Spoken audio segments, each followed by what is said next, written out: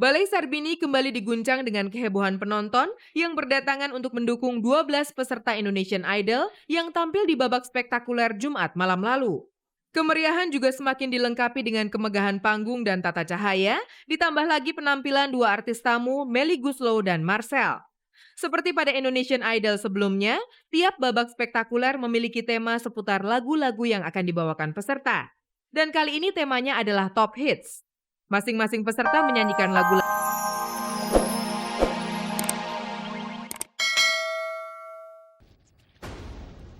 Halo, apa kabar? Kabar-kabari di hadapan Anda saat ini bersama saya Usi yang akan menyajikan kabar-kabar yang layak kami kabar-kabarkan karena kami kabar-kabari. Pemirsa, tak ada kabar dan tak kami kabar-kabari.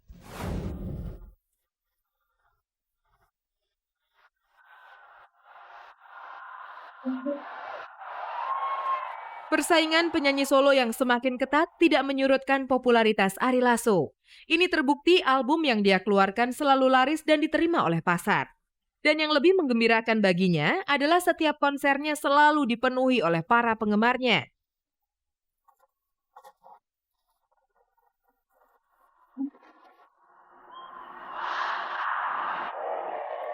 Hari Sabtu malam kemarin bertempat di lapangan Lanut di area Bandara Tabing, Kota Padang. Sekitar 20.000 penonton memadati konsernya dan hal tersebut merupakan jumlah penonton yang terbesar. Antusiasmenya luar biasa. Ini Bapak bisa dibilang ya kalau boleh sedikit berbangga gitu semuanya sukses gitu ya. Semuanya sukses dan rata-rata memang karena ini di beberapa kota itu merupakan kedatangan saya yang pertama. Jadi benar-benar antusiasmenya itu berasa gitu. Kita akui stamina mantan vokalis grup band Dewa ini masih cukup prima.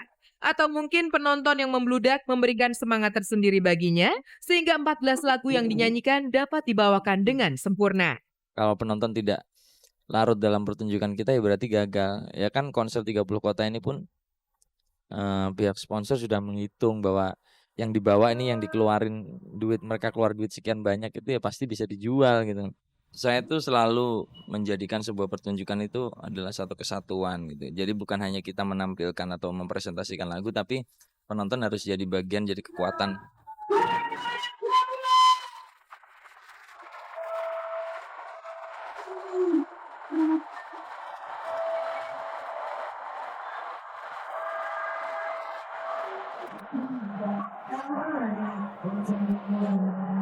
Pas band yaitu Yuke.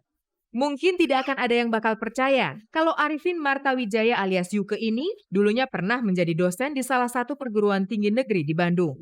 Ia mengajar sastra Jepang. Menurutnya dunia mengajar tidak lepas dari orang tuanya. Bokap juga adalah dosen dan kami dari kecil di lingkungan pendidikan gitu kan. Pokoknya aku sangat menikmati pekerjaan itu. Ternyata sangat menyenangkan sekali bisa belajar makin banyak, kemudian kita harus makin banyak lagi belajar dan makin banyak lagi kita terangin pada orang banyak. Itu adalah hal yang menyenangkan ternyata buat gua. Namun setelah 3 tahun mengajar di sana, Yuke memutuskan untuk berhenti. Keputusan tersebut diambilnya lantaran jadwal manggung bertabrakan dengan mengajar. Mungkin bagi Yuke, Kan udah capek banget udah. Wah, jadwalnya udah schedule-nya udah hancur-hancuran. Iya, tabrak-tabrakan jadwal dengan pas band dengan akhirnya gue sampai harus memilih gitu loh. A, B, nggak mungkin jalan dua-duanya. Gue suka dua-duanya gitu. Gue cinta banget kedua-duanya. Gue menikmati juga kedua-duanya. Tapi jadwal yang udah sangat luar biasa. Jadi malu kan. Ada musiknya dosen tua yang minta izin kabur. Kemudian dosen muda yang sudah menggantikan ngajar. Kalau gue terbalik waktu itu. Gue yang muda kabur. Gue minta gantiin yang tua ngajar gitu kan. Itu kurang ajar banget sebetulnya. dengan mahasiswanya yang mungkin usianya tidak berbeda jauh dengan dirinya. Banyak ngocong-ngocong sih banyak. Kayak mereka tahu hari Minggu gua mau main. Senin mereka udah teriak-teriak, Pak tiket gitu. Ada yang gitu. Ada juga yang konyol-konyol. Nah, Pak, ini jam 2 nih Pak. Kan kuliah itu bisa 3-4 jam kan ya. Jadi kalau kuliah sore itu bisa mulai jam habis makan siang jam 1 gitu kan. Lagi waktunya ngantuk-ngantuk gitu. Nah, Pak, capek nih Pak, ngantuk nih Pak, nyanyi aja lah Pak katanya. Itu ada yang goda-godain gitu anak-anak, tapi ya mereka sebatas guyon-guyon lucu lah gitu ya, guyon-guyon anak-anak mahasiswa di kampus. Dan ada juga guyon-guyon yang lucu juga, kayak mereka malas-malasin jurusan lain gitu. Wah, jurusan lu nggak punya dosen rocker kayak gua punya punya dosen yang rocker di jurusan gua, lu nggak punya lu katanya gitu. Itu jadi guyonan. Meski tidak menjadi dosen lagi, dunia mengajar tetap tidak ditinggalkannya. Kali ini tidak jauh-jauh dari dunianya, ia menjadi produser sebuah ajang musik bagi anak muda. Makanya salah satunya kenapa gua mau ngambil ini produser jadi di Jakarta untuk ngurus Dream Band, karena gua juga harus memberi pembekalan.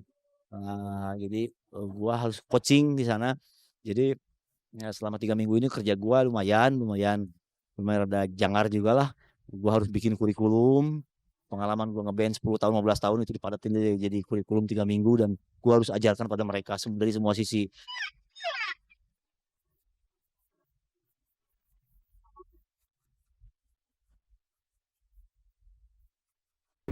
Anda masih bersama Kabar Kabari, spesialis penyaji kabar-kabar seputar dunia artis, tokoh, dan gaya hidup.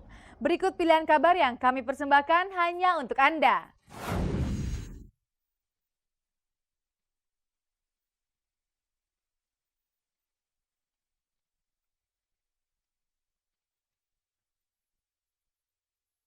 Balai Sarbini kembali diguncang dengan kehebohan penonton yang berdatangan untuk mendukung 12 peserta Indonesian Idol yang tampil di babak spektakuler Jumat malam lalu. Kemeriahan juga semakin dilengkapi dengan kemegahan panggung dan tata cahaya, ditambah lagi penampilan dua artis tamu, Melly Goeslaw dan Marcel. Seperti pada Indonesian Idol sebelumnya, tiap babak spektakuler memiliki tema seputar lagu-lagu yang akan dibawakan peserta. Dan kali ini temanya adalah Top Hits. Masing-masing peserta menyanyikan lagu-lagu yang populer di tahun 2000-an. Pertunjukan malam itu merupakan babak spektakuler pertama yang diselenggarakan dan untuk yang pertama kali pula akan tereliminasi salah satu dari ke-12 peserta.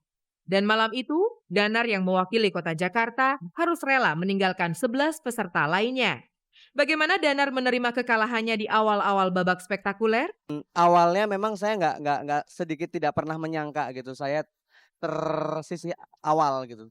Tapi ya saya tetap harus bilang puji Tuhan, syukur kepada Tuhan Yesus. Saya tetap bisa menjadi paling tidak meninggalkan bekas di teman-teman semuanya, di para penonton semuanya. Mereka sampai akhirnya mengelulukan nama saya.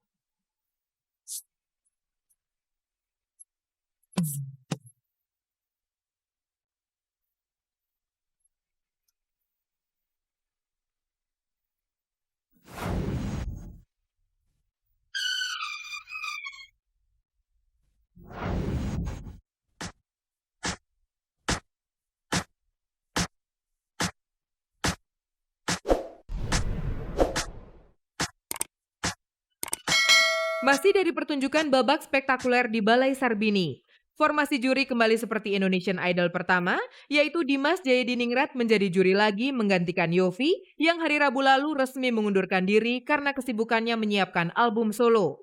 Kehadiran Dimas sebagai juri memang bukanlah suatu hal yang aneh. Akan tetapi kehadiran Shanti lah yang membuat kami bertanya-tanya. Ada apakah gerangan dengan kehadiran Shanti? Cuma sekedar ingin nonton atau jangan-jangan sudah diatur nih biar bisa ketemuan sama Dimas? Nggak tahu deh, diatur nggak ya? Menurut Mas gimana? Bener nggak sih kalian balik pacaran lagi? Apalagi Dimas kan kembali menyutradarai video klip kamu beberapa waktu yang lalu. Oh ya? Yang bener Mas. Oh ya? Ceritanya gimana? Ceritain dong.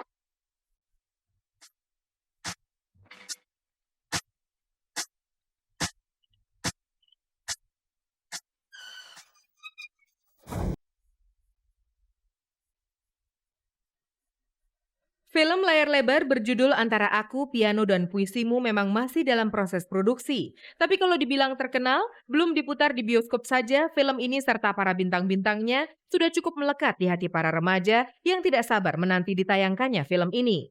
Terutama remaja di Kota Kembang yang beberapa waktu lalu terlibat dalam casting pemain untuk terlibat dalam film musikal itu.